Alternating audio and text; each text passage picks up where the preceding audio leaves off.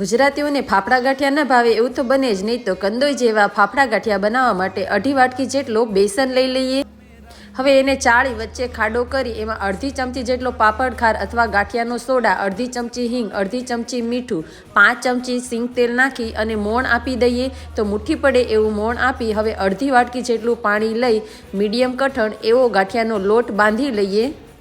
હવે એને 1 મિનિટ સુધી મસળી લઈએ। ઉપર પાણી લગાવી 20 મિનિટ સુધી રેસ્ટ કરવા દઈએ। તો એને ઢાંકીને મૂકી દઈએ। હવે 20 મિનિટ પછી નાનો લુવો લઈ અને ચોપિંગ બોર્ડ અથવા તો સીધું પ્લેટફોર્મ ઉપર જ હાથેથી આવી રીતે ઘસી અને ગાંઠિયો વણી લઈએ। ચાકુની મદદથી તરત જ આવી રીતે ઉખાડી લઈએ અને પછી મીડિયમ ગરમ તેલમાં તળી લઈએ। તો આવી રીતે બધા જ ફાફડા ગાંઠિયાને વણતા જઈશું અને લો ફ્લેમ ઉપર જ તળી લઈએ। હવે ગરમા ગરમ ગાંઠિયા ઉપર હિંગ સ્પ્રિંકલ કરી દઈએ। લીલા મરચાં, કઢી, પપૈયાના સંભારા સાથે એન્જોય કરીશું। તો તમે પણ ટ્રાય કરજો।